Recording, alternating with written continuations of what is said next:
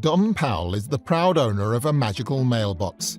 There's a person that's in a neighboring subdivision that makes these custom mailboxes that I noticed when I was riding my bike through his sub. They're almost like doll houses, that they're exact replicas of the home, to the chimney, to the way the garage door looks, and so on. We didn't want something exactly like that, but something that was, kind of blends with our modern home, but not necessarily to look exactly like it. Don's custom mailbox was meant to be a curiosity, but soon after it was installed, it became a mystery. Well, amongst the pizza coupons and other circulars and a couple of letters, there's these two dolls sitting there on what you might call a love seat. And there was a little note on a sticky note that said, we decided to make this our home. According to the note, the dolls' names were Shelley and Mary, but that's all Don knew. My wife was with me, and we're kind of dumbfounded about, okay, somebody made a mistake. They put this in our mailbox by accident.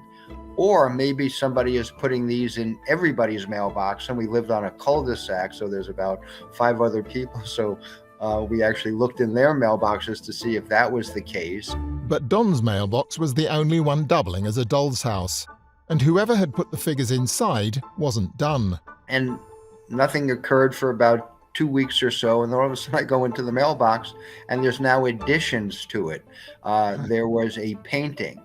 There was a rug that was placed on the floor. There was a little service dog, or what I call a service dog, a little Labradoodle dog that was added.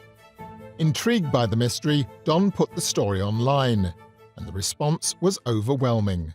So I actually, over a period of about 6 months, posted about 7 times, and I created this elaborate story about Mary and Shelley and their lives and what they do and so on. And it just generated a great deal of curiosity amongst people, as though Mary and Shelley are real, and people wanted to know about them. They wanted to know about their life in the mailbox. Do they have electricity? Do they work?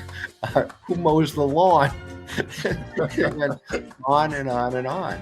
Despite the interest, Don was no closer to learning the identity of the mystery doll donor, who even began to up their game. Over Halloween, Mary and Shelley left town and were replaced by 2 scary skeletons sitting on the love seat. Over Christmas time, the skeletons were gone. Mary and Shelley were back, but there was a Christmas tree and a plethora of presents that were neatly wrapped sitting under the Christmas tree.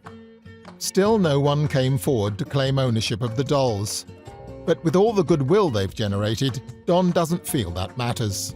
This is just, interesting for my wife and I to go get our mail and never knowing what might be in the mailbox. They have provided something that's added to my wife and myself's lives, but thousands of other people who are following the story of Mary and Shelley on either Nextdoor or now that's become so widely disseminated through USA Today, and that it's created happiness and joy for so many people.